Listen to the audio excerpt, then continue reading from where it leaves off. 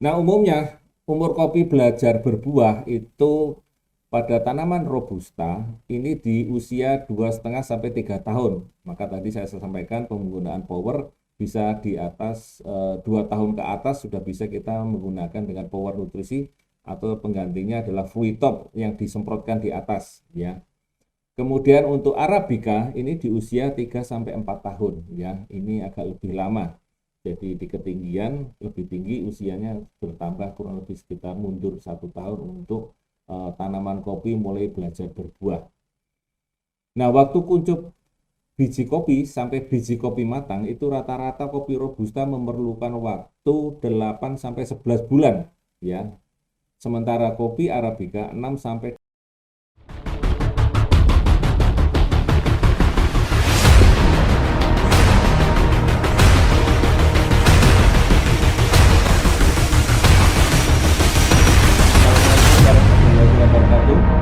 semangat pagi, sahabat-sahabat agro dimanapun Anda berada, mitra-mitra dimanapun Anda berada, semoga tetap sehat, semoga tetap semangat. Kali ini tema yang akan saya bawakan yaitu tentang kopi. Ya, kita tahu bahwa kopi sekarang mulai banyak diminati, ya. Hampir di kota-kota besar per kilometer mungkin ada kafe-kafe ya. Jadi banyak peminat minum kopi, bapak-bapak, tapi sekarang ibu-ibu pun juga sudah mulai banyak minum kopi, ya. Nah, baik kita mulai materi kopi pada kali ini, ya. Kopi, ya. Kita tahu kopi, tapi sebelum saya menyampaikan kopi, ada baiknya saya menyampaikan saya adalah Adi Nugroho yang banyak mengawal untuk produk-produk agro di PT Natural Nusantara, ya, terutama di bidang perkebunan dan pertanian. Nah, kopi manfaatnya cukup banyak, ya, bagi mereka yang memiliki tekanan darah rendah, rata-rata sering minum kopi di pagi hari untuk membantu supaya semangat, ya, dan juga kadang-kadang meredakan sakit kepala. Dan manfaat-manfaat kopi yang lainnya ya bisa mencegah depresi, memperlancar diet, bahkan mencegah penyakit jantung. Ya. Nah, negara penghasil kopi ini ada sekitar 10 ya, bahkan sekarang mulai bertambah.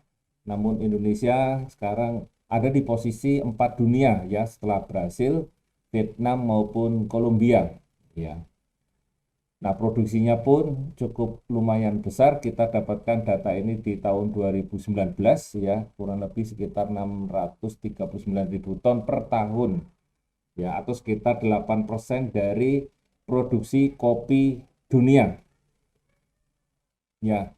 Kemudian daerah-daerah penghasil kopi di Indonesia ada beberapa ya. Ada tersebar di daerah Sumatera, ada sebagian Jawa ya. Kemudian kalau kita rinci lebih lanjut ya, banyak di Sumatera, ada Sumatera Selatan, ada Lampung, ada Sumatera Utara, Bengkulu, Aceh, Sulawesi Selatan satu, dan Jawa Timur satu. Ini yang agak besar-besar ya. 7 provinsi dengan produksi kopi terbesar ya di Indonesia. Nah, untuk kepemilikannya lebih banyak dikuasai oleh perkebunan rakyat, yaitu 95%-nya lebih. Sementara perkebunan negara maupun perkebunan swasta hanya berbagi 2,1% saja. Ya, jadi lebih banyak perkebunan kopi rakyat.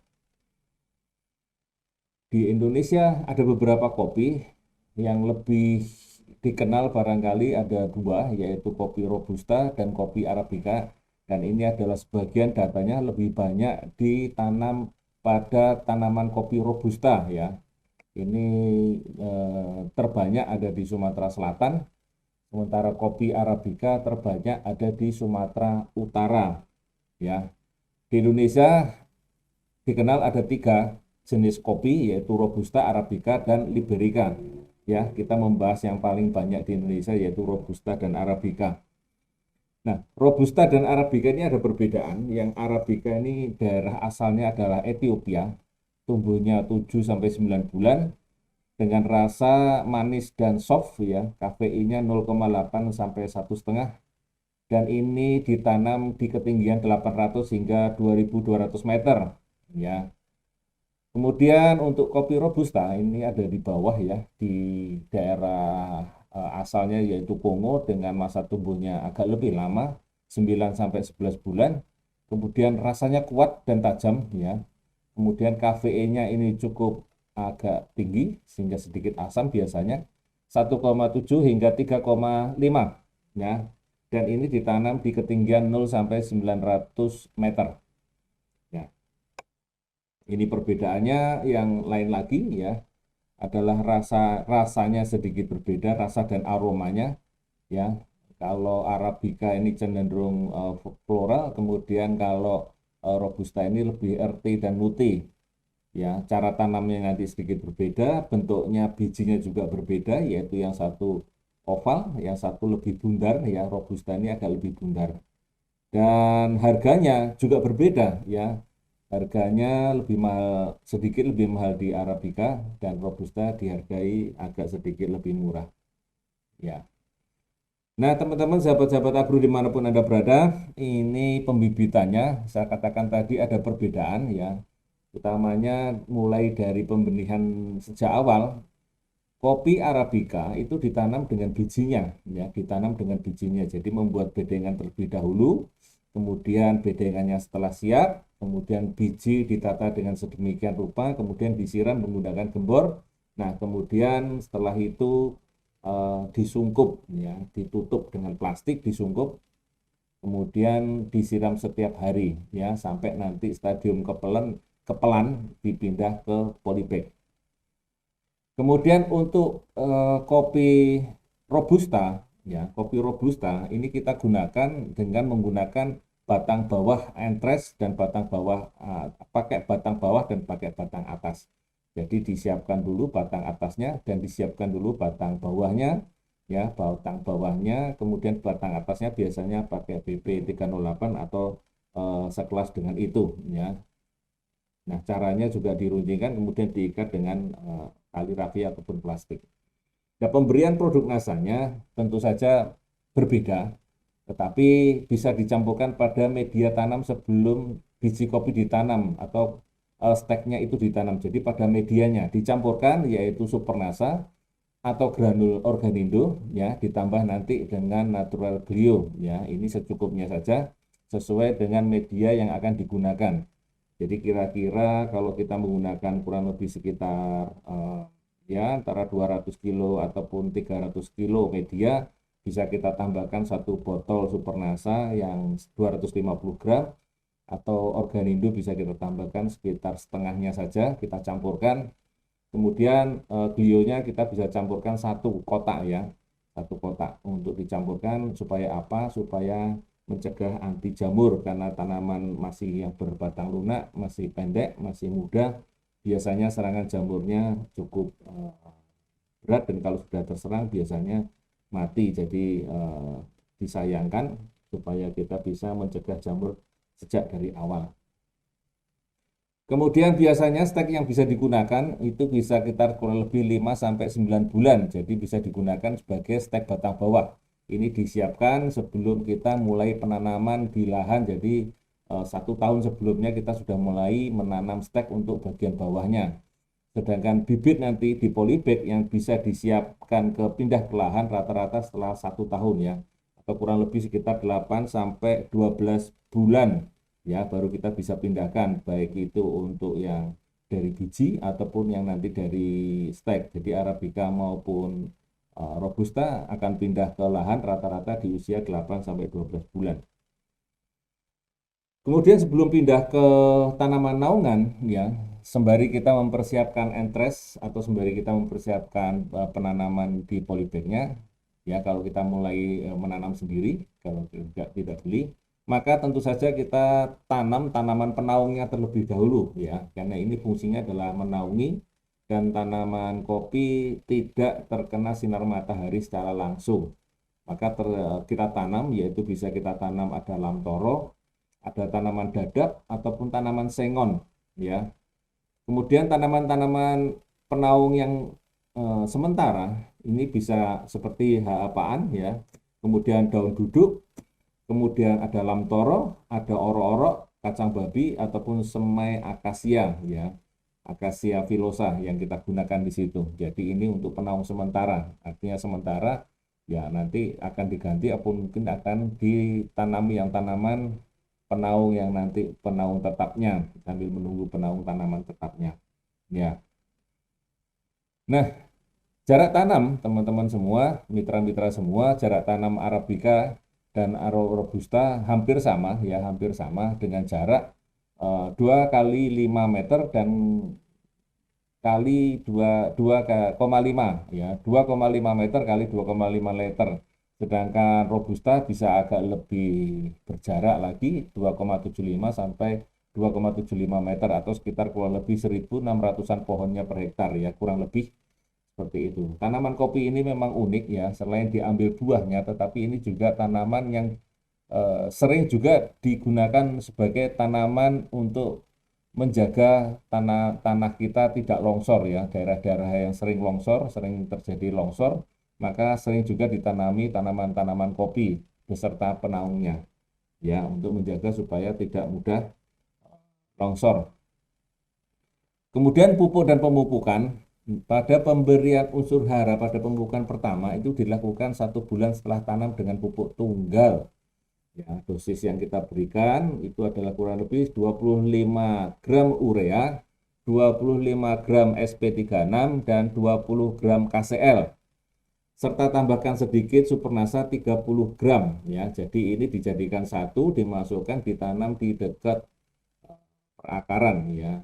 Ya, berjarak kurang lebih antara 10 sampai 15 cm ya, kurang lebih. Kemudian 6 bulan berikutnya diberi lagi pupuk yang sama dengan dosis yang sama ya. Ini pemupukan yang pemberian yang pertama kali dilakukan. Nah, untuk pemberian yang selanjutnya maka bisa kita baca pada tabel ya. Untuk umur 1, 2, 3, 4, 5 sampai 4 tahun ya, ada dibaca di tabel, kemudian 5 sampai 10 kurang lebih sama, dan di atas 10. Di atas 10 tahun maka pemupukannya kurang lebih sama. Ya. Ini awal musim hujan dan akhir musim hujan, jadi ya agak sedikit lebih mirip ya, kurang lebih kita pemberiannya pupuk itu. Jadi kita berikan 2 kali di awal musim hujan dan di akhir musim hujan, ini gram per tahun. Ya. Kemudian teknologi yang kita gunakan pada umur 1 tahun ya, kita bisa menggunakan dengan Supernasa 25 gram atau granul ya, atau itu pilihan ya, Supernasa 25 gram atau granul 150 gram ya. Kemudian ditambahkan juga karena masih tanaman baru maka bisa dicampurkan juga dengan menggunakan Glio 5 sampai 7 gram per kali tabur, bisa dicampurkan dengan Supernasa atau granul, atau ditambahkan dengan pupuk makro yang tadi. Jadi dicampurkan kemudian ditaburkan bersama-sama. Kemudian dimasukkan ke dalam tanah. Pada umur 2 tahun maka kita bisa ganti Supernasa tadi atau granul tadi dengan menggunakan Power 25 gram ya. Andai kata daerahnya masih daerah hujan atau banyak hujan atau mungkin bahan organiknya masih banyak, maka jangan segan-segan tambahkan juga Glio 5 sampai 7 gramnya per taburnya. Ya, ditambahkan, ditaburkan, atau mungkin dimasukkan ke dalam tanah. Nah, setelah 2 tahun maka di atas 3 tahun pemberian powernya kita tambah kurang lebih sekitar 30 gram, dan andai kata masih banyak serangan jamur dan untuk mencegah serangan jamur bisa kita tambahkan lagi Glio 5 sampai 7 gram per tabur ya, per kali tabur untuk per kali tanam. Ya, ini untuk di bagian bawah ya, mitra-mitra, sahabat-sahabat semua, ini untuk di bagian bawah. Untuk di bagian atasnya ya, umur 1 tahun bisa kita semprotkan dengan POC NASA ya, serta hormonik. Ini biasanya kita gabungkan jadi satu ya. Kita semprotkan dengan 1 sampai 3 tutup ya. Kemudian tergantung tangkinya ya. Tergantung tangkinya, ini adalah standar tangkinya rata-rata sekitar 12 hingga 15 liter air. Ya, 2 sampai 3 tutup per liter air ditambah 1 tutup hormonik pada tahun pertama. Kemudian ya, yang di bawah kita tahun kedua maka dosis POC bisa kita tambahkan sekitar 1 tutup dan hormoniknya bisa kita tambahkan 1 tutup. Di atas 3 tahun kita berikan 4 tutup, ya 4 tutup sampai tambah 2 tutup hormoniknya.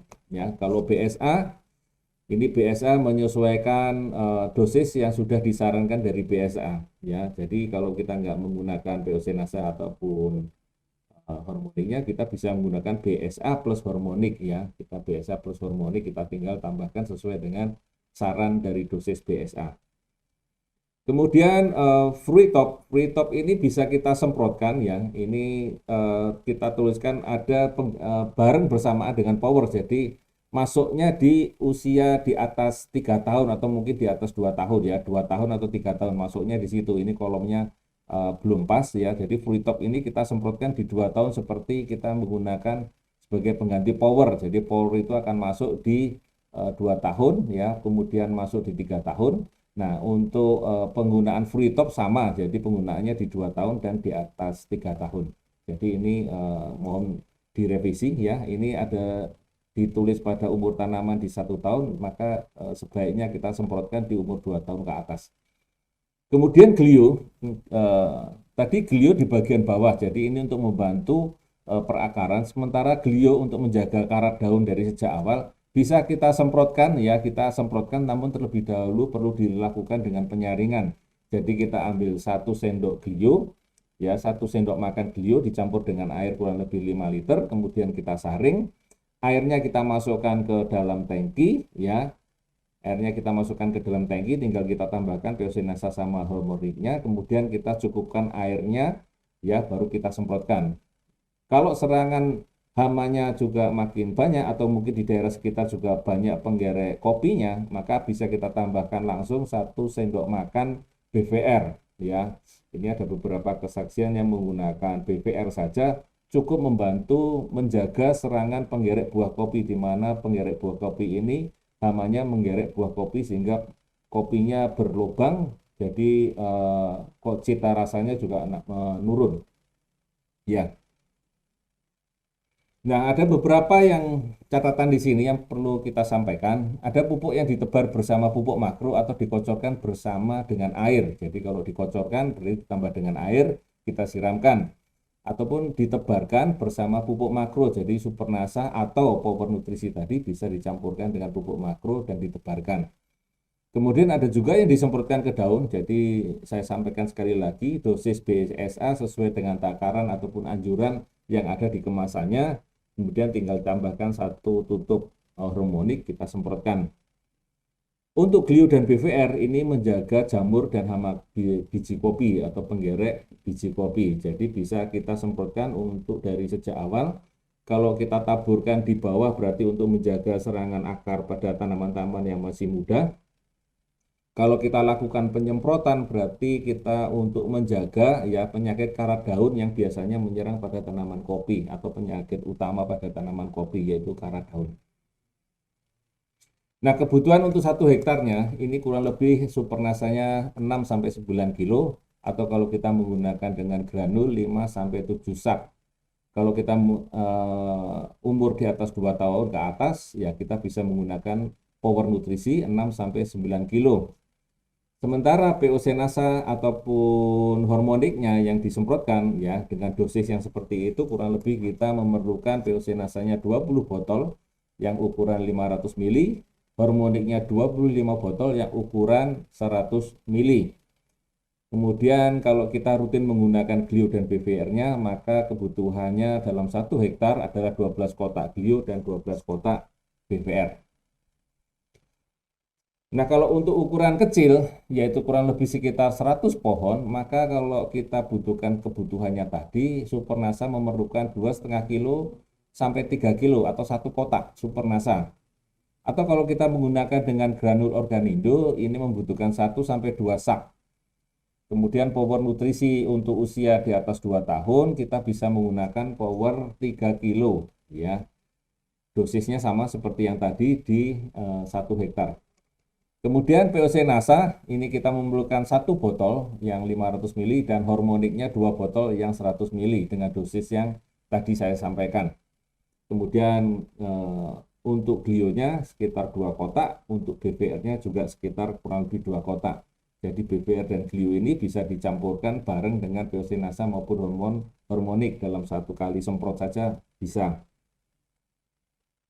Nah, umumnya umur kopi belajar berbuah itu pada tanaman robusta ini di usia 2,5 sampai 3 tahun. Maka tadi saya sampaikan penggunaan power bisa di atas 2 tahun ke atas sudah bisa kita menggunakan dengan power nutrisi atau penggantinya adalah Fruitop yang disemprotkan di atas ya. Kemudian untuk Arabica ini di usia 3 sampai 4 tahun ya. Ini agak lebih lama.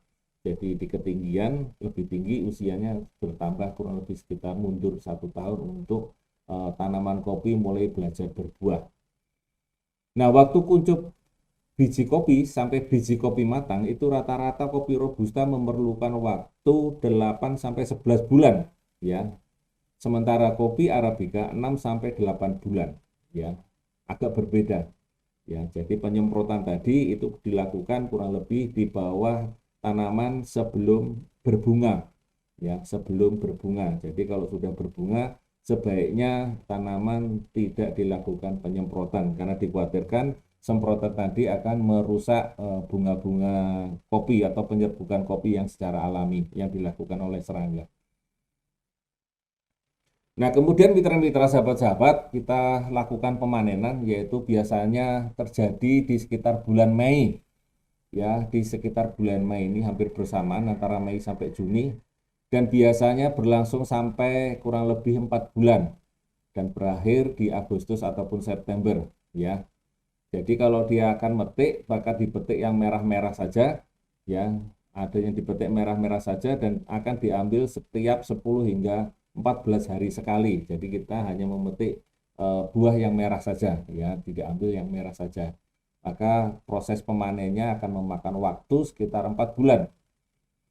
Nah, setelah dipetik tentu saja kita akan melakukan pengelolaan pasca panen ya. Ini ada beberapa cara yang digunakan yang tergantung daripada air yang digunakan. Ada cara yang kering, ada cara yang basah.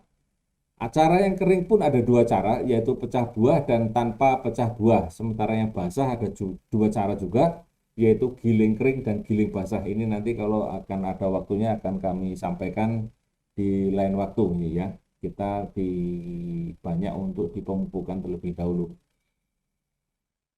Ada beberapa hal yang perlu disampaikan di sini, yaitu buah yang dipetik. Rata-rata yang dipetik adalah merah tua.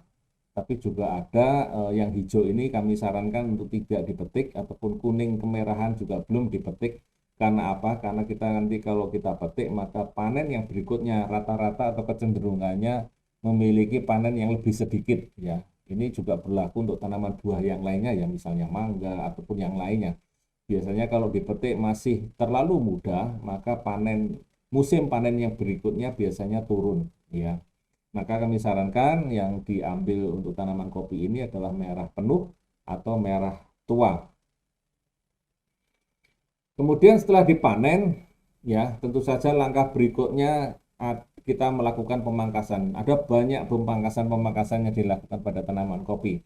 Tetapi 4 tahap tanaman kopi yang paling sering ya itu adalah pemangkasan bentuk tajuk, pemangkasan pemeliharaan, pemangkasan cabang primer, dan pemangkasan permajaan.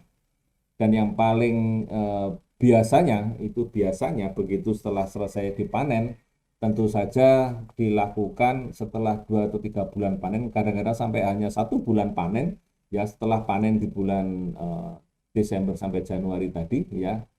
Ya, itu segera banyak petani yang segera menyeleksi panen seleksi, memilih cabang yang nanti akan dipelihara pada musim yang berikutnya dan kemudian mengikuti pola pangkas selanjutnya. Jadi dipilih terlebih dahulu cabangnya baru kemudian dilakukan pola pemangkasan ya.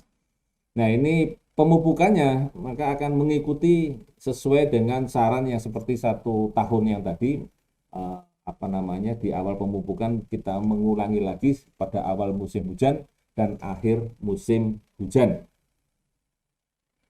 Nah, sahabat-sahabat, teman-teman semua, ada hama utama pada tanaman kopi dan ada penyakit utama pada tanaman kopi. Yang pertama adalah Spetanus hampei, yaitu penggerek buah biji kopi. seperti dalam foto ini ya, penggerek biji kopi dan penyakit karat daun ya, penyakit karat daun yang disebabkan Hemilia vastatrix ya. Jadi Glio dan BVR ini nanti akan membantu mencegah jamur ataupun hama yang biasanya menyerang pada tanaman-tanaman kopi dan biji-biji kopi. Jadi membantu untuk upayanya meningkatkan produktivitas dengan mengurangi serangan penyakit dan serangan hama ya. Karena ini cukup mengurangi hasil ya, terutama hama kopi, hama penggerek buah kopi ini sangat mengurangi hasil dan sangat mengurangi cita rasa, karena kalau sudah kepetik dan kemudian terambil biasanya kopinya jadi remah, dan kalau tergiling rasanya menjadi kurang, cita rasanya berkurang. Nah, ini ada beberapa kesaksian-kesaksian teman-teman semua, mitra-mitra semua. Ini adalah Pak Sufianto dan Pak Zubair yang ada di Aceh Tengah, ada seluas kurang lebih 2 hektar. Kalau sebelum dia pakai BVR, ini hanya memakai BVR saja ya. Ini mereka mendapatkan 20 hingga 25 kaleng ya. Sementara setelah menggunakan BVR ya dengan luas yang sama, ini hampir 2 kali lipatnya atau 50 kaleng. Dan harganya meningkat ya, bertambah karena kualitasnya bagus. Kemudian penggerek buah, ulat dan belalangnya hilang. Jadi kalau yang pertama adalah hamanya banyak, kemudian setelah pakai BVR penggerek buah, ulat dan belalangnya menjadi hilang. Dan ini dosisnya adalah 1 sendok teh per tangki sore hari. Ya, ini di Aceh Tengah.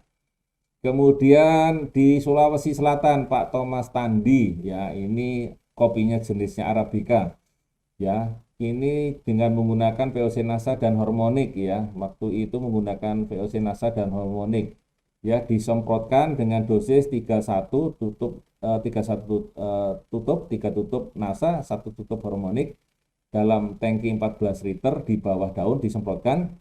Perbandingannya adalah yang tidak pakai NASA rantingnya kering dan keras, hasilnya 4 karung. Sementara yang pakai NASA batangnya segar, daunnya lebat, bunganya muncul lebih cepat, hama penggereknya berkurang, dan diprediksi hasilnya 7 karung atau 700 liter. Jadi bertambah kurang lebih 3 karung ya, kurang lebih sekitar 150-an. Ya, ya, ini ada di Sulawesi Selatan. Kemudian Pak Misri di Temanggung, Jawa Tengah ya, ini Robusta yang sebelum pakai NASA dia hanya menggunakan urea, setelah pakai tambah dengan NASA, pakai POC NASA, hormonik dan super NASA ya. Daunnya yang tidak pakai NASA tidak sehat, buahnya sedikit, serangan jamur upas. Nah, ini. Kemudian produksinya kurang lebih sekitar 20 kuintal basah atau 5 kuintal kopi kering ya. Kemudian setelah pakai NASA, daunnya sehat, hijau, tebal, mengkilat, buahnya banyak, serangan HPT-nya menurun, jamur upasnya hampir tidak ada.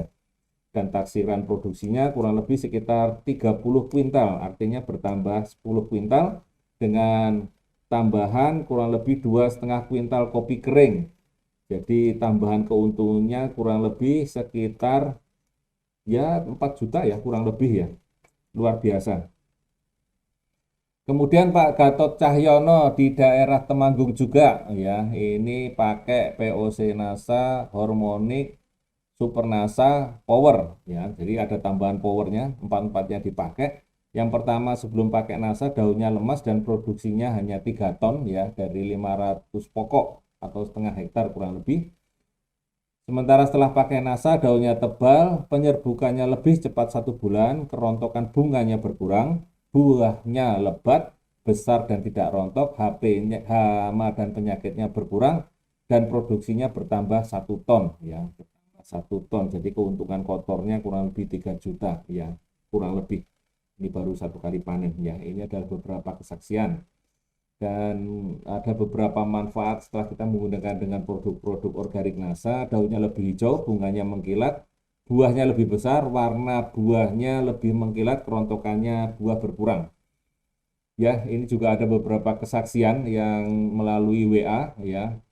Perbedaan yang pakai NASA dengan tidak pakai NASA adalah cukup jauh berbeda, dan ya tentu saja insya Allah petani-petani menikmati keuntungan yang lebih baik. Nah, kelebihannya apakah kita menggunakan dengan teknologi pemupukan ini, tanamannya menjadi lebih segar dan hijau, kerontokan bunga dan buahnya menurun, hama relatif tidak ada, tentu saja kita harapkan adalah produksinya meningkat. Dan biasanya kualitas biji kopi dan rasa kopinya pun meningkat. Baik, mitra-mitra, teman-teman semua, sahabat-sahabat semua, demikian yang bisa saya sampaikan tentang kopi. Tema hari ini adalah tentang kopi dan akan kita lanjutkan tema-tema yang lain di lain waktu dan di lain kesempatan. Ya, mudah-mudahan kita diberikan umur panjang untuk kita bisa ketemu lagi di video ataupun video-video pendek lainnya. Terima kasih telah menikmati video ini. Semoga bermanfaat dan semangat pagi.